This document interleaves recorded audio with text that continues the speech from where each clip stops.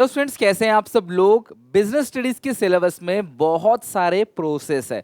कई बार बच्चों को कंफ्यूजन होता है कि वो एक प्रोसेस लर्न करते हैं, दूसरा भूल जाते हैं, एक का पॉइंट दूसरे में, दूसरे का पॉइंट किसी में डाल देते हैं। वैसे मैं क्लास आपको एक बोनस टिप देना चाहूंगा कि कभी भी क्लास कोई भी इंपॉर्टेंस तुमसे पूछा जाए, तुम भूल जाओ तो कुछ सदाबहार पॉइंट है जिनको आप हमेशा क्लास लिख सकते हो किसी भी टॉपिक के इंपॉर्टेंस के अंदर। सबसे पहला, helps in achieving organization goal, helps in communication, helps in motivation, improve coordination, helps उसके बाद क्लास इसके बाद ये optimum utilization of resources, ये आप पॉइंट लिख सकते हो। ये पॉइंट लिख सकते हो क्लास helps in development, ये पॉइंट्स तो क्लास ऐसे points optimum utilization of resources तो हर जगह ही है। तो आप ये सारे पॉइंट्स क्लास किसी के भी इंपॉर्टेंस में डाल सकते हो। ध्यान रखना अगर भूल जाते हो तो। मैं हमेशा कहता हूँ बच्चों से भाई पूरा का पूरा पेपर अटेम्प्ट करके आना। कैसे आए कोई पॉइंट भूल गए तो कैसे लिखें क्लास, इसलिए मैंने बताया।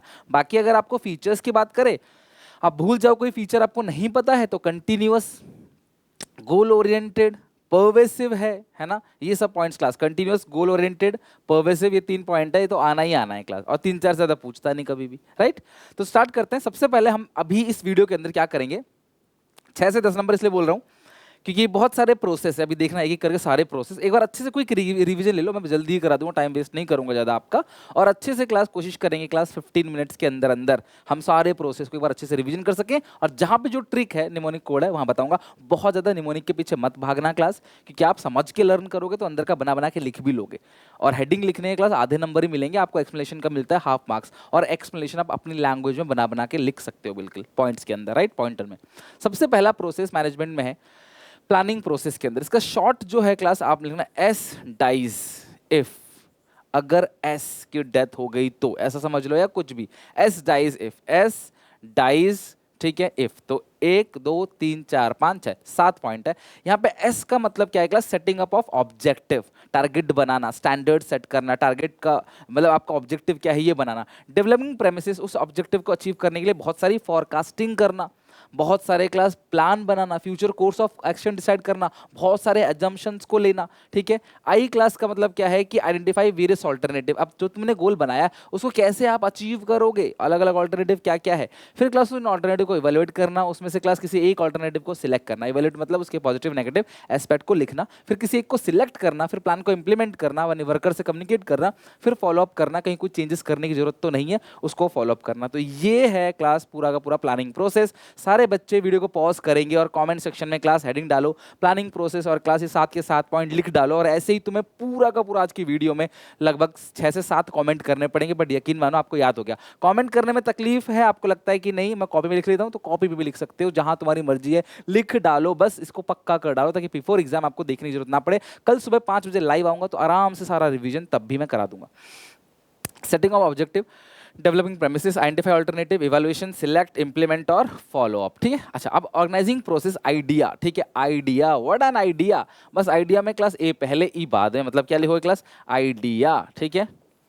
तो आई फॉर क्या होता है class, identification and division of work. Total work को छोटे छोटे पार्ट्स में बांट देना है क्लास, और एक इंडिविजुअल को एक ही वर्क देना है, matching to his skills, his qualification, his expertise. This is called division of work, identification and division of work. फिर डिपार्टमेंटलाइजेशन, फंक्शनल, फंक्शन के अकॉर्डिंग डिपार्टमेंट बनाना, अलग अलग फंक्शन का अलग अलग डिपार्टमेंट। फिर और इसके अलावा प्रोडक्ट के according department banana, divisional. This is called departmentalisation. फिर असाइनमेंट ऑफ ड्यूटीज, यानी कि क्लास एक जॉब ऑफर दोगे वर्कर को, उसके बाद है क्लास स्टैब्लिशिंग रिपोर्टिंग रिलेशनशिप, कौन किसको रिपोर्ट करेगा। जब आप यहाँ पे ड्यूटी दोगे तो ड्यूटी को पूरा करने के लिए पावर भी दोगे। जिस इंसान के पास ज्यादा पावर ही बिकम सुपीरियर, जिस इंसान के पास पावर कम मिली ही बिकम सबॉर्डिनेट। और सबॉर्डिनेट क्लास सुपीरियर को क्या करेगा क्लास, रिपोर्ट करेगा। अथॉरिटी ऊपर से नीचे आती है, सबॉर्डिनेट नीचे से ऊपर, जो रिस्पॉन्सिबिलिटी है वो नीचे से ऊपर जाती है, राइट। अच्छा, अब मेरी बात समझना, कैसे याद करोगे क्लास। सबसे पहला मुझे बताओ class, identification and division of work, departmentalisation, assignment of duty, उसके बाद क्लास स्टैब्लिशिंग रिपोर्टिंग रिलेशनशिप। अब वीडियो पॉज करो, कमेंट सेक्शन में 4 के 4 लिख के दिखाओ। और अब ये काम करना, तुम वीडियो पॉज करके अपनी कॉपी में पहले प्लानिंग का लिखो, फिर इसका लिखो ऑर्गेनाइजिंग का, मतलब दोनों दोनों एक साथ लिखो। अब प्लानिंग का पहले याद कर लिया था, लिख लिया था, अब ऑर्गेनाइजिंग का याद करो, वो लिखो, फिर प्लानिंग ऑर्गेनाइजिंग दोनों का लिखो, फिर प्लानिंग ऑर्गेनाइजिंग स्टाफिंग तीनों का लिखना, फिर प्लानिंग ऑर्गेनाइजिंग स्टाफिंग डायरेक्टिंग चारों का लिखना, कंट्रोलिंग या जो भी आपके पास सिलेक्शन है वो, और फिर सारे के सारे प्रोसेस एक साथ लिखना। देखना क्लास आपको हमेशा याद रहेगा। आपको लगेगा सुनील सर ने क्या ट्रिक बताई, टाइम जरूर लगा, बार बार लिखने में 5-6 पन्ने जरूर भरे, बट दिमाग में एकदम सेट हो गया है। बट अगर तुम प्लानिंग लिखोगे, फिर ऑर्गेनाइजिंग लिखोगे, फिर पुराना नहीं लिख के आगे चलते चले जाओगे, तो पुराना वाइप आउट होता चला जाएगा, दिमाग से निकलता चला जाएगा, राइट। नेक्स्ट, अब बात करते हैं क्लास स्टाफिंग प्रोसेस की। सबसे पहला एस्टिमेटिंग मैन पावर, यहाँ पे कोई ट्रिक नहीं है क्लास, समझ के करना। सबसे पहले आप क्या करते हो, कहानी की तरह समझते हैं कि यार हमें मैन पावर चाहिए, एस्टिमेटिंग मैन पावर रिक्वायरमेंट, भैया हमें लोगों की जरूरत है। उसके बाद है class recruitment, estimating man power requirement सबसे पहला हो गया कि आपको कितने लोगों की जरूरत है। सेकंड पॉइंट है क्लास रिक्रूटमेंट। रिक्रूटमेंट किसको कहते हैं क्लास, रिक्रूटमेंट का मतलब इंड्यूस करो लोगों को ताकि लोग ज्यादा से ज्यादा अप्लाई करें जॉब के लिए। मुझे 4 लोगों की जरूरत है, मैंने ऐसा अच्छा सा एडवर्टाइजमेंट बनाया, 400 लोग आ गए हमारे पास, 400 में सबसे बेस्ट 4 को सिलेक्ट करूंगा, अच्छी बात है ये। तो सबसे पहला एस्टिमेटिंग मैन पावर रिक्वायरमेंट, दूसरा है क्लास रिक्रूटमेंट, तीसरा है सिलेक्शन। तीसरा क्या है क्लास, सिलेक्शन। चौथा है सिलेक्शन, एक नेगेटिव प्रोसेस है जहां पे सबसे बेस्ट कैंडिडेट को सिलेक्ट करेंगे, ठीक है, रिजेक्ट ज्यादा होते हैं इसलिए नेगेटिव प्रोसेस है। सिलेक्शन के बाद प्लेसमेंट ओरिएंटेशन। देखो सबसे पहले आपने मैन पावर रिक्वायरमेंट को एस्टिमेट किया, फिर आपने क्लास रिक्रूटमेंट निकाला, उसके बाद आपने सिलेक्ट किया किसी को। अब सिलेक्ट करने के बाद उन वर्कर को क्या करोगे क्लास, जगह दिखाओगे ना भाई तुम्हारी ये जॉब पोजीशन है, प्लेसमेंट पुराने एम्प्लॉय से मिलवाओगे ना, that is called orientation, placement orientation. फिर क्लास उनका ट्रेनिंग दोगे, उनको डेवलप करोगे, है ना, this is called training and development. Worker को ट्रेनिंग देना है, वर्कर का डेवलपमेंट करना है, तभी तो अच्छे से काम करेगा। अगला है क्लास परफॉर्मेंस अप्रेजल रिपोर्ट बनाया जाएगा, जिनका एचआर डिपार्टमेंट नहीं होता वो 3 फंक्शन और करते हैं। परफॉर्मेंस अप्रेजल रिपोर्ट यानी कि क्लास उनके पूरा चिट्ठा बनाया जाता है साल भर में क्या क्या काम किया है, फिर उस हिसाब से प्रमोशन करते हैं, उनका करियर प्लानिंग करते हैं, और लास्ट में कॉम्पनसेशन दिया जाता है 2 तरीके से, टाइम बेस्ड क्लास या टाइम बेस्ड पे दिया जाता है, या class piece wage rate system पे दिया जाता है, यानी क्लास परफॉर्मेंस बेस्ड। तो ये पूरा का पूरा सबसे पहला आइडेंटिफाइंग, सबसे पहला एस्टिमेटिंग मैन पावर रिक्वायरमेंट, दूसरा क्या है क्लास रिक्रूटमेंट, फिर सिलेक्शन, फिर प्लेसमेंट ओरिएंटेशन जगह दिखाना, फिर ट्रेनिंग डेवलपमेंट, फिर परफॉर्मेंस का चिट्ठा बनाना, फिर career planning compensation, career planning और लास्ट में कॉम्पनसेशन। तो ये 7 के 7 पॉइंट। वीडियो पॉज करो फटाफट, ये 8 पॉइंट, सॉरी 5 3 8 8 के 8 पॉइंट जल्दी से कॉपी में लेके दिखाओ क्लास। इनको अगर अंदर अंदर देखो, हेडिंग तुम्हें लिखना है बस अच्छी राइटिंग में, अंदर का तो अपनी भाषा में बना बना के लिख सकते हो, हेडिंग ब्लैक अंदर का ब्लू चलेगा, अच्छे से क्लास आप कॉपी प्रेजेंट हो जाएगी। नेक्स्ट है सिलेक्शन प्रोसेस।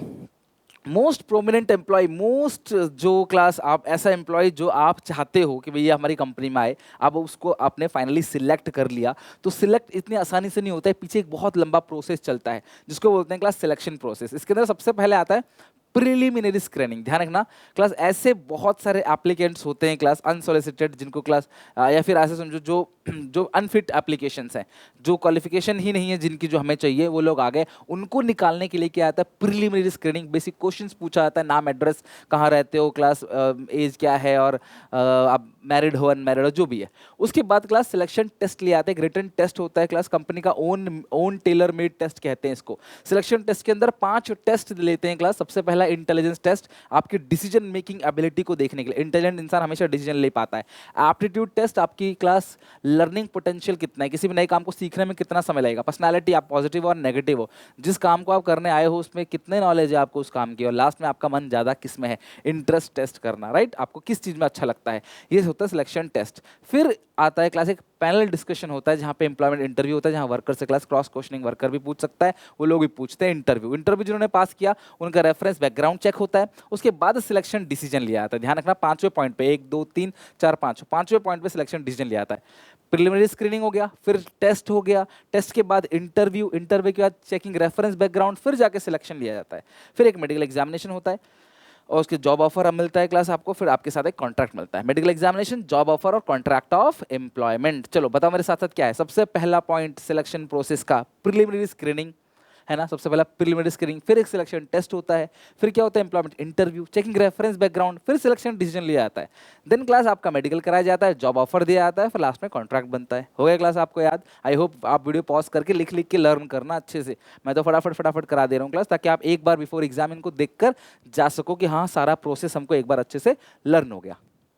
एक प्रोसेस और भी है जिसको बोलते हैं कम्युनिकेशन प्रोसेस। इसके अंदर सेंडर है। सेंडर वो पर्सन क्लास जिसको कुछ मैसेज भेजना है, और जिसको भेजेगा उसको बोलते हैं रिसीवर, राइट, क्या बोलते हैं? रिसीवर। इसका जो भी मैसेज है उसको क्या करेंगे क्लास? इनकोड। इनकोड का मतलब उसके मैसेज को क्लास एक ऐसी लैंग्वेज में कन्वर्ट करेंगे ताकि कोई और ना पढ़ पाए इस मैसेज को, और फिर क्लास चैनल के थ्रू ये क्या करेंगे, उसको भेजेंगे रिसीवर को, रिसीवर के पास जब जाएगा तो ये मैसेज डिकोड हो जाएगा, फिर रिसीवर को मिलेगा। डिकोड का मतलब उसको इस लैंग्वेज में कन्वर्ट करना ताकि क्लास रिसीवर पढ़ पाए। अब इसके बीच जब आप भेजते हो ना, इसके बीच एक नॉइज होता है। नॉइज का मतलब क्या होता है क्लास, एक डिस्टर्बेंस, यानी कि जब मैसेज शोर आ रहा है, मान लो फोन पे कुछ बता रहे हो, शोर आ रहा है, नेटवर्क अनस्टेबल है, इंटरनेट कनेक्टिविटी अच्छी नहीं है, तो क्लास मैसेज में मैसेज पहुंचने में दिक्कत होती है। और जब रिसीवर फाइनली फीडबैक देगा सेंडर को, तब क्लास कम्युनिकेशन प्रोसेस क्या होता है, एंड होता है, जब रिसीवर क्लास फीडबैक देता है किसको, सेंडर को। एक है controlling process, controlling process directing में था क्लास, क्या कम्युनिकेशन प्रोसेस। अब लास्ट है कंट्रोलिंग प्रोसेस। कंट्रोलिंग प्रोसेस का, कंट्रोलिंग का मतलब क्या होता है, कंट्रोलिंग का मतलब कंपैरिजन करना एक्चुअल परफॉर्मेंस को प्लान परफॉर्मेंस से, और देखना कोई डेविएशन तो नहीं है, अगर उस डेविएशन को ठीक करना है क्लास, करेक्टिव मेजर्स लेने हैं, और क्लास बाद में देखना है कि डेविएशन फ्यूचर में रिपीट ना हो। ये तो कंट्रोलिंग होता है, यही प्रोसेस में भी है। सबसे पहला point setting of standard, target को डिसाइड करना, फिर एक्चुअल परफॉर्मेंस को मेजर करना, फिर कंपैरिजन करना एक्चुअल को प्लान से, फिर देखना कोई डेविएशन तो नहीं आ रहा, डेविएशन मतलब डिफरेंस तो नहीं आ रहा है तो टेकिंग करेक्टिव मेजर्स, और लास्ट में फीडबैक इन कंट्रोलिंग, कंट्रोलिंग में फीडबैक लेना। ये है क्लास सारा का सारा आपका controlling process. I hope class controlling process आपको अच्छे से समझ आ गया होगा। एक और आखिरी प्रोसेस है जो सबको डराता है, अगर आपको इसमें दिक्कत है, शुरू के 5 पॉइंट 6 पॉइंट आप अच्छे से कर लो क्लास, उसमें आसान भी है, और क्लास उतने से आपकी बात बन जाएगी एग्जामिनेशन में। इतना बड़ा प्रोसेस नहीं पूछा था कभी भी, ठीक है। ट्रेडिंग प्रोसीजर और स्टॉक एक्सचेंज। ट्रेडिंग प्रोसीजर बोलेगा आगे के 4 कौन से हैं, पीछे के 4 कौन से, इस तरह से पूछ सकता है। तो ट्रेडिंग प्रोसीजर ने स्टॉक मार्केट में ट्रेड करने के लिए प्रोसीजर, सबसे पहला क्लास आपको ब्रोकर सेलेक्ट करना पड़ेगा। विदाउट ब्रोकर, विदाउट इंटरमीडियरी आप मार्केट में ट्रेड नहीं कर सकते, शेयर्स को नहीं खरीद सकते। सिलेक्शन ऑफ अ ब्रोकर, उसके बाद आपने डीमैट अकाउंट खुलवाना है क्लास, ब्रोकर आपका डीमैट अकाउंट खोलेगा, बैंक अकाउंट पैन कार्ड की मदद से आपका डीमैट और केवाईसी फॉर्म भरवा के, फिर आप ऑर्डर प्लेस करोगे। ऑर्डर प्लेस करने के बाद वो आपका ऑर्डर को मैच करेगा, प्राइस वगैरह मैच करेगा, और मैच होते ही ऑर्डर को एग्जीक्यूट कर देगा। फिर क्लास आपको एक कॉन्ट्रैक्ट नोट देगा। कॉन्ट्रैक्ट नोट एक लीगल डॉक्यूमेंट होता है जो वैलिड होता है क्लास हर एक लीगल केसेस में। 1 2 3 4 5 6, पहले ये बताओ, सबसे पहले सिलेक्शन ऑफ ब्रोकर, ब्रोकर को सिलेक्ट करोगे।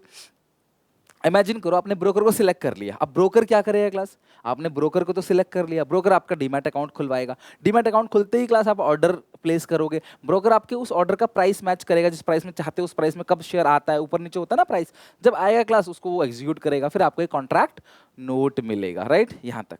फिर class delivery of shares and making payment, आप शेयर डिलीवरी करोगे, पेमेंट करोगे, पे इन डे पे। फिर क्लास सेटलमेंट साइकिल है, और लास्ट में क्या होता है क्लास, पे आउट डे। इसके बाद क्या होता है क्लास, पे आउट डे, और फिर लास्ट में क्लास ये पैसा इन्वेस्टर्स को चला जाता है। तो ये प्रोसेस है, इन्वेस्टर इसको देगा, ये स्टॉक एक्सचेंज को देगा, स्टॉक एक्सचेंज देगा ब्रोकर नंबर 2 को, ब्रोकर नंबर 2 देगा इन्वेस्टर्स को। तो जब ब्रोकर स्टॉक एक्सचेंज को पैसे देता है, T+2 डेज में सेटलमेंट होना चाहिए उसका, उसको बोलते हैं पे इन डे। और क्लास फिर जब स्टॉक एक्सचेंज दूसरे ब्रोकर को पैसे देता है उसको बोलते हैं क्लास पे आउट डे। 24 आवर्स के अंदर क्लास वो इन्वेस्टर्स को पे कर देगा, राइट।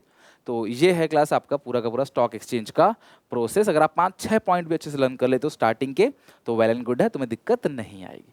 तो इस वीडियो में क्लास हमने सारे के सारे प्रोसेस को A to Z देख लिया। उम्मीद है वीडियो क्लास हेल्पफुल रही होगी। आज दिन भर में और भी बहुत सारी वीडियोस आने वाली है, और कल सुबह 5 बजे भूलना मत, लाइव है क्लास, उठ जाना, अलार्म लगा लेना, क्लास दबा के फुल एनर्जी से अच्छे से अपना लास्ट एफर्ट दे देंगे, उसके बाद क्लास भगवान भरोसे छोड़ देंगे। मिलते हैं नेक्स्ट वीडियो में, टेक केयर, वीडियो अच्छी लगे लाइक करना, कमेंट करना क्लास, अपना वैल्यूएबल कमेंट जरूर करना, और इस वीडियो को क्लास अपने हर एक ग्रुप में हर जगह शेयर जरूर करना। मिलते हैं नेक्स्ट वीडियो में, टेक केयर, बाय बाय।